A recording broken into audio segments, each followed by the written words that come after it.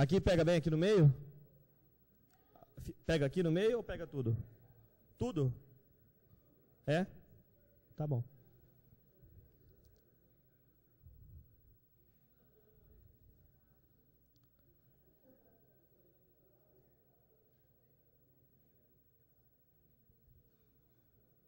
Aí tá bom.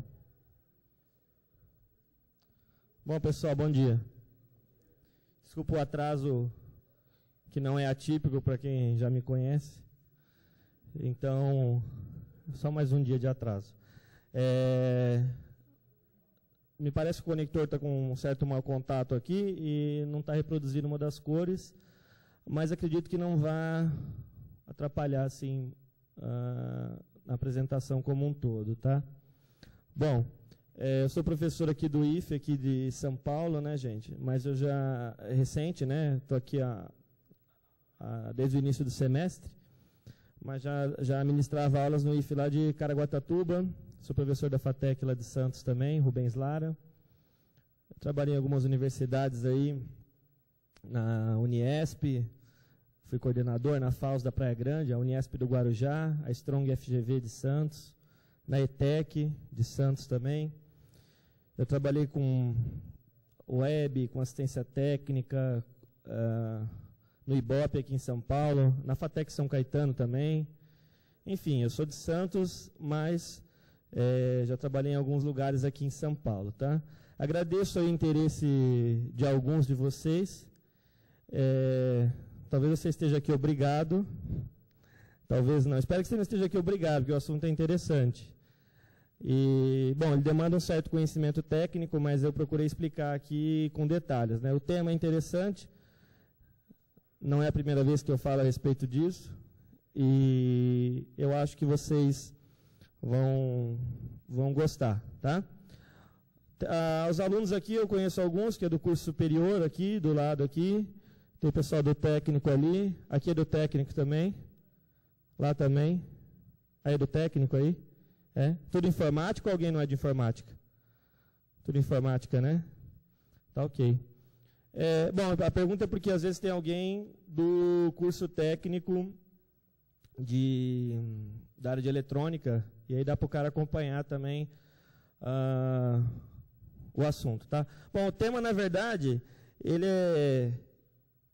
eu acompanho algumas palestras da semana passada, acompanho já palestra num monte de lugar, e já faz algum tempo, apesar de ser relativamente novo, faz algum tempo que trabalho na área já, né? E com certeza aqui você não vai estar vendo nada de ciências ocultas e letras apagadas. Você está vendo alguma coisa técnica, palpável, e que eu acho que é de serventia para alguns de vocês. É claro que tudo que você for ver aqui vai da sua consciência, o que você vai fazer com isso. Tá? Ou seja, eu não tenho nada a ver com isso. Você pode usar um carro para dirigir, chegar até algum lugar, você pode usar ele para atropelar alguém também, né? Pode usar uma faca para cortar um pão, você pode usar uma faca para matar alguém também, se você quiser. O problema é seu. Tá? A responsabilidade é sua. Você vai arcar com as consequências disso. Tá? O que não pode ser feito em nenhum momento é fechar os olhos, tá, para a insegurança. Uma coisa é, eu sou praticante de algo ilícito. Tá? Outra coisa é você saber como aquilo funciona para que você tente tomar as medidas mais adequadas para tentar combater aquele tipo de situação, se é que isso é possível. Tá? Senão, um policial não poderia ser treinado com uma arma, porque ela vai matar alguém, então. Né? Você precisa conhecer o assunto. Você não conhecer a hipocrisia. Você usar ilicitamente também, aí, ao meu ver, é hipocrisia, mas vai da sua consciência aquilo que você acha que é interessante. Tá? Depois, se quiser fazer perguntas, eu vou falar a respeito de um curso que tem na área aí também, enfim. A gente vai conversar a respeito disso daí. Tá? Eu procurei fazer um resumo, assim, mais ou menos do início, dependendo qual for o know-how de vocês, aí a gente vai pulando as etapas, ok? Todo mundo aqui já passou pela parte de desenvolver algum tipo de código. E logo de cara, lá no seu curso, você tem aula de algoritmo, né? Isso aqui, inclusive, foi absorvido de um material de um outro professor de programação. Até você conhece, que é do Rui, isso daqui, lá de Santos. O que é um algoritmo, né? Porque a gente tem que partir daqui, para a gente começar a entender as coisas, né? Você quer solucionar um problema, você tem algo que você tem que resolver, você desenvolve um código para resolver aquilo ali. Bom, ou você, ou o analista de sistemas que passa para o programador só para ele codificar aquilo numa linguagem de programação, tá? É uma receita, então, para um processo computacional. Pode ser comparável a uma receita de bolo. Bom, então aquilo tem um fluxo lógico, tá? E vai resolver alguma coisa para você. Em tese, é isso. Tá? Eu acho que não tem muitas possibilidades em cima disso. Tá? Dentro das etapas de programação, a gente primeiro tem que reconhecer o que é aquilo que você quer resolver e os requisitos daquela situação. Cria um código, então, para resolver aquilo ali. Tá? Codifica, então, aquele código em uma linguagem de programação. Linguagem que você tem necessidade em determinado momento, ou algo assim. Verificar se o programa gerado não contém erros e se resolve efetivamente o problema. Aí passa por o processo de depuração. A depurar um programa é um negócio estranho, né? Por quê? Porque muitas pessoas não fazem isso. Não usam uma ideia que nem tem a parte de depuração, dá um bypass naquilo ali, vamos embora, e não tem problema. E não é por aí. Né? Você tem que verificar se o teu programa está sendo resolvido corretamente. Inclusive, quando a gente fala de engenharia reversa, de programação, porque se você ouvir esse termo, ele é amplamente utilizado na informática, eu já vi em outras áreas também, o termo engenharia reversa. Nós não estamos falando aqui em nenhum momento de análise de sistema reversa. Você pegar um sistema que não tem análise feita, e você tem um software e você vai gerar a análise daquele sistema. Nós não estamos falando disso, ok? Nós estamos falando de pegar um programa que você não tem o código-fonte e você vai alterar o programa sem ter o código-fonte. É outra coisa. Tá? Por isso que o nível de complexidade é, obviamente, muito maior, porque depende de uma série de conhecimentos. Tá? Bom, acho que até aqui tranquilo. Alguém aqui que está no primeiro semestre do curso nunca codificou nada ou todo mundo aqui já fez alguma coisa? Alguém não tenha codificado? Acho que não, né? Todos que estão aqui já fizeram alguma coisa em termos de programação, né? Acho que não há ninguém aqui que... Se alguém não estiver entendendo, pode perguntar, gente. Não tem... Estamos aqui para isso, né? Bom, resumindo então, programação, tradução de um algoritmo para um programa, utilizando uma linguagem de programação. Linguagem, maneira através da qual é possível traduzir um algoritmo na linguagem que o computador entende. Aí eu pus algumas ali, tem coisa obsoleta ali também, mas só para você ter uma ideia, né? Pascal, C, Basic, Java, Assembly, PHP e por aí vai. Né? Independentemente de qual seja a linguagem, tá? Estruturada, orientada a objeto, tá? Isso não importa. Tá? Se ela roda lá num servidor, que é o caso de PHP, ASP, se o código é compilado e interpretado, que é o caso de Java, né? Não importa qual é a linguagem de programação. Tá? Não importa a linguagem de programação. É possível alterar o código de programação sem ter o código-fonte, porque no final das contas vão cair tudo numa coisa só. Então, aquilo que você ouviu, orientação a objeto é muito mais... Orientação a objeto não existe para a máquina. Me desculpe lhe informar, mas não existe. Existe para o programador. A sua memória RAM é estruturada, ela é sequencial, você vai ver aqui. Tá? Então, quando você fala orientação a objeto, é legal, facilita a vida do programador, tá? Para alguns aspectos é interessante, né?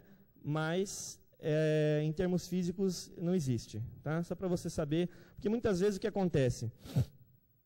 Eu percebo isso muito no curso, não só daqui, mas de outras instituições. Isso não é uma falha local, tá, gente? Então não vamos... não, é porque eu estou fazendo aqui o negócio... Não é esse o caso. A crítica é: a pessoa não tem base de arquitetura de computadores correto. Até porque O curso de ADS de vocês tem hardware, na verdade, não é arquitetura, e aí adapta-se e aí acaba tendo lá arquitetura de computadores. Alguns cursos têm arquitetura. Não importa. O que importa é que ela é dada teórica. Tá? Ela é dada de maneira teórica. Por quê? Porque na maneira como é projetado as coisas, não se dá necessária importância para isso. Eu tive aula de arquitetura teórica, né? Tem muitas vezes, o que acontece? A hardware você precisa de laboratório para dar aula. A arquitetura você precisa de um know-how muito alto para dar ela na prática. E precisa de uma série de fatores aí para poder ligar. Você precisa já conhecer uma linguagem de programação, você precisa saber de mais de... Não é só uma coisa isolada. Tá? Então, não é... a responsabilidade de quem? É da maneira como o curso é elaborado. Tá? Daqui, de outros lugares. Então, por isso que a pessoa às vezes não sabe exatamente... o que a gente vai comentar aqui, não consigo entender muito bem. Porque o que acontece? Se você pegar o que eu vou te falar aqui agora e você quiser alterar um jogo lá também, você pode alterar o jogo. Eu quero que a magia do personagem, ele vai soltar magia, ela não é mais amarela, ela é azul. Eu não tenho o código-fonte do jogo para alterar. Mas se eu depurar o programa e chegar no ponto onde eu consigo perceber que são os parâmetros que são passados para poder soltar aquela magia, eu consigo alterar. Alguns de vocês devem jogar alguns jogos aí, que você tem alguns programinhas que se altera determinado valor na memória RAM e aquilo te deixa com uma determinada performance distinta no jogo, não é isso? Deixa com mais... Vários alunos comentam isso comigo. Só que você pegou a receita de bolo pronto na internet. Olha, você vai alterar tal lugar, porque isso aqui é tal coisa. Será que você conseguiria fazer do zero isso? Será que você conseguiria enxergar onde é possível modificar o programa para que ele tenha esse comportamento? Tá? Então é justamente aí que a gente quer chegar, né? Bom, quando você está escrevendo um programa, você tem um código-fonte. Aqui um código-fonte em C aqui, né? Um editor de texto. Salva um arquivo ESC, um arquivo texto. Tá? Você fala, mas isso é óbvio. Não, eu já vi gente tentando executar código-fonte. Então não é tão óbvio não. Tá? Então precisa... Tá? É texto. Texto que você redigiu, pode ser num bloco de notas, numa IDE, e está lá. Tá? Que você vai, num segundo momento, fazer o que com esse texto aí? Você vai pegar esse carinha em seu código-fonte, vai submeter a um compilador, né? Analisa o código-fonte e converte este para um código-objeto, ou programa-objeto. O código-objeto é a versão em linguagem de máquina do código-fonte. Aí eu acho engraçado, porque você fala, como eu já ouvi várias vezes, né? Você tem aqui um programa, você tem um código-fonte, aí você passa por um compilador e vira o binário. Como assim vira o binário? Eu não consegui aceitar isso. Desde a primeira vez, a primeira linguagem que eu vi de programação foi com 12 anos, foi GW Basic. Né? Aí eu sempre ouvi isso. Até a faculdade eu ouvi isso, depois eu ouvi isso no mestrado, eu continuo ouvindo no doutorado. Claro, estou generalizando a coisa, obviamente que quem tem uma visão mais específica da coisa não vai generalizar e vai explicar. Estou generalizando para vocês fazer um senso com isso tudo que a gente está dizendo aqui. Vira o binário, que são zeros e uns. Pô, isso eu sei que são zeros e uns. Se é binário, só pode ser 0 e 1, mas como é que ele chega ali? Né? Ele fica verificando ali o que você colocou e traduz aquilo de uma maneira que que o processador consiga enxergar. Mas como assim? Bom, aí começam as divagações aí, porque às vezes falta know-how técnico, principalmente de arquitetura de computadores, para poder explicar o que está acontecendo. Tá? Se você pegar um livro, tem um professor chamado Raul Weber, da Federal do Rio Grande do Sul. Se você ler o livro de arquitetura dele, você vai ver porque ele tenta colocar na prática a coisa. Tá? E aí ele tem uma visão menos teórica da coisa, porque ele executa aquilo em prática no curso onde ele ministra a disciplina. Ok? Então, o seu código é convertido em código de máquina. Se você tem, por exemplo, uma biblioteca, né, que você chamou para uma determinada função, ela vai ser agregada àquele código também. Ela vai ter que acompanhar aquele código. Tá? No caso aqui, utilização de uma biblioteca de funções. Realizar tarefas comuns para facilitar a vida do programador. Por exemplo, entrada e saída, raiz quadrada. Vocês já devem ter utilizado isso daí em algum momento. Tá? E no final das contas, uma visão bem crua da coisa é isso aqui. Um linker, que hoje em dia, esse papel de linker, na verdade, ele é relativo. Você tem compilador, que já é o compilador, ele faz o link na sequência. Mas vamos pensar na visão teórica da coisa. Você compila, gera o seu binário, junta com a biblioteca e gera o seu executável. Vamos pensar numa visão uma visão mais curta da coisa, é isso. Aí, se fosse no Java, o Java, ele tem uma máquina virtual, e você tem código rodando dentro da máquina virtual. O Java tem que traduzir aquele código para o processador. Ou seja, esse teu binário que o processador entende aqui, ok? É, no final das contas, o Java que está fazendo em algum momento. Tudo bem? Então, não tem mágica. Esquece a mágica, como eu ouvi um absurdo, professor de matemática de determinado local me dizendo, vocês programas fazem essa mágica com essa caixa preta. Que mágica que eu faço? Eu sou tão exato quanto você. Né? Só que, para entender essa mágica, tem que estudar, tem que ler. Né? Se você for só em how to, você vai saber que todo mundo sabe. Tá? Agora, se você quiser ir além, e vai estar mais em você isso. Está mais em você. Porque você não vai ter uma disciplina numa faculdade, eu vou te ensinar a craquear programas, a outra eu vou te ensinar a invadir. Não. Até pode ser que em determinado momento isso se encaixe, mas isso não vai. Até porque você tem um monte de restrições legais em cima disso. Ok? Então tem que se pensar muito bem no que está sendo feito, porque às vezes você quer ajudar, você acaba se prejudicando. Bom, no final das contas, o nosso arquivo teste.exe. Tá, mas aqui eu coloquei algumas terminologias, mas não precisava, né? Só para relembrar, então, código-fonte, você colocou no editor de texto e você tem comandos de uma linguagem de programação. Passou pela linguagem, grosso modo, gerou um objeto. Tá? Já é um binário? Já é o seu programa, só que muitas vezes ele vai ser juntado com uma biblioteca para poder gerar o seu executável. Poderia ser que no final das contas você não tenha aqui uma biblioteca, isso daí já é o teu final, já é o teu executável. Aí depende muito do ambiente que você está trabalhando, depende também do teu sistema operacional. Você está trabalhando com arquivo com arquivo exe, com binário lá nativo do Linux, depende do caso. Mas volto a te dizer, o que está embaixo disso tudo é uma coisa só. Tá? E aí a hipocrisia de quando você não estuda o que está por baixo. Aí você gera a situação de desconforto depois, né? Porque aí depois você vai pagar o pato. Você acha que o teu programinha, porque tem uma telinha de senha lá que o cara coloca lá, meu sistema tem uma validação que quando passou os 30 dias, ninguém mais abre. Pô, não se engane. Não se engane. Não é porque eu não tenho seu código-fonte que eu não consigo alterar o seu programa. Tá? Você isso é uma hipocrisia. Tá? É fácil alterar. Só você saber o que está acontecendo. Tá? Primeira coisa é entender isso aqui. Tá? O que são opcodes? Bom, você ouve falar em binário. Tem código binário, programa, né? Código binário. O binário que você ouve falar são instruções dadas ao processador. É claro, meu amigo, se você quiser entender tudo o que se passa com o computador, você tem que estudar computação, engenharia elétrica com ênfase em eletrônica, matemática, física, aí você vai entender tudo. Tá? Nós vamos aqui nos limitar em alguns assuntos e vamos tentar restringir o nosso foco aqui. Então, quando você dá uma instrução ao processador que ele entende, essa instrução é chamada de opcode. Tá? Então, é um opcode do processador. Se você pegar o manual da Intel, 64 bits, que são 5 volumes, tem no site da Intel, PDF gratuito. Tá? Tá em inglês, e você tem que saber o quê? Arquitetura de computadores e linguagem assembly. Se você souber essas duas coisas, você consegue entender perfeitamente o que está acontecendo. Tá? Desde a otimização do programa, porque tudo é automático. Por que é automático? Né? Você tem que ir lá estudar para tentar entender. Tá? Então, opcodes são instruções que o processador entende. Podem ser representadas em qualquer base numérica. Geralmente, se eu falar o quê? É o binário do programa. É 1010, porque ele vai passar a informação. Nós não estamos aqui avaliando a questão do sinal que está sendo transmitido ali, tá? Mas você ouve falar que é o binário. Então, esse opcode, ele está em binário. Ele está em binário, só que se você pegar no manual da Intel, o cara não vai colocar em binário, porque você vai ver alguém codificando em binário? 01010, você não vê isso. Né?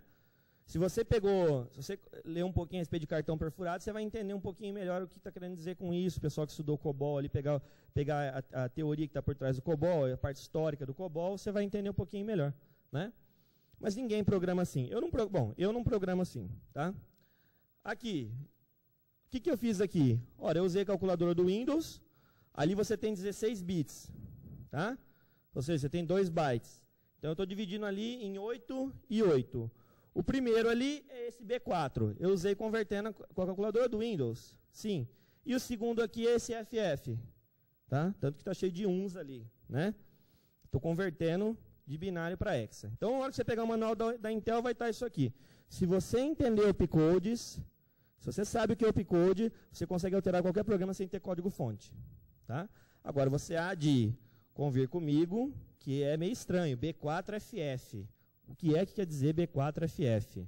Eu estou acostumado com printf, estou acostumado com scanf, estou acostumado com display, estou acostumado com esse tipo de coisa. Né? Legal. Da discussão nasce a luz, não é? Então tá. Aí você fala assim, tá, e o opcode que está lá? Né? Bom, aí eu paro, falo para vocês, espera um pouquinho. Aí tem aqui, linguagem assembly. O que é linguagem assembly? O cara fala, é uma linguagem obsoleta, ela é igual qualquer outra linguagem morta aí, GW Basic, Clipper, Basic. Aí que você se engana. Qualquer hardware microprocessado ou microcontrolado pode ser programado em assembly para aquela estrutura. Eu te disse no início que eu trabalhei no Ibope. Eu programava um microcontrolador da Motorola, 2 na verdade, HC11 e HC12, em assembly. Tá? Então, eu já dei aula lá na FATEC, e aí a aluna falou, eu levei lá para o meu pai que é analista, ele falou que assembly não usa mais. Aí eu falei, seu pai não sabe o que ele está falando. Não usa para sistema de automação comercial, não usa para fazer sistema de web, óbvio, poxa, tá? Agora, se cada vez mais você for mascarando as coisas para ensinar para o aluno, você vai começar, antes você ensinava daqui de baixo, aí começaram a ensinar daqui, agora começa a ensinar daqui. O cara não sabe mais o que está acontecendo lá por trás, porque tem curso que não tem mais análise estruturada de sistemas, já começa com orientado a objeto, né? O cara não sabe mais o que está acontecendo. Eu sei que, não, ele sabe que tem uma noção, mas então por que ele vai fazer faculdade? Não precisa fazer faculdade, vai fazer um curso, vai fazer um, sabe o quê? Tem empresas que dão cursos específicos, o cara vai lá e faz um curso lá, de 3 meses lá, aprende a linguagem de programação, não precisa de faculdade, não precisa. Diploma também é fácil, diploma você tem hoje em EAD, mão a mão, tranquilamente você vai conseguir, tá? Agora, e aprender de verdade, cadê? Aprender passa por etapas. Você quer que os caras ensinem Assembly, COBOL? Não, não é isso, tá? Mas não dá para ter algo extra, não dá para ter um meio do caminho, não dá para colocar num determinado conteúdo lá, o paralelo entre isso. Até quando você vai ter aula de linguagem de programação solta da aula de arquitetura? Quando essas duas coisas vão se juntar para você entender o seu programa rodando? Tá? É isso que eu quero dizer, que se você entender, você estava entendendo isso daqui. Então, a linguagem assembly é uma linguagem como qualquer outra, só que ela é a linguagem que está mais próxima da máquina e mais distante de você, por isso que ela é chata de programar. Tá?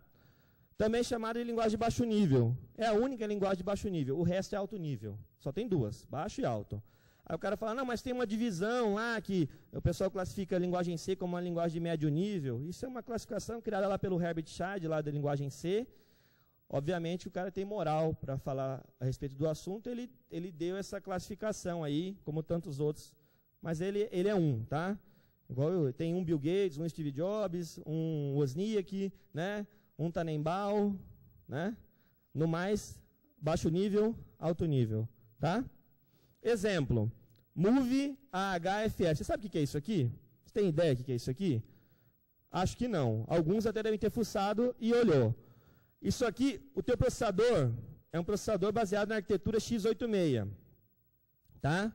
Pode ser Intel, AMD. O nome x86 vem do 8086, que é o XT lá. Bom, na verdade 8086, depois 8088 e a coisa foi andando, né? 80, 286 e por aí vai.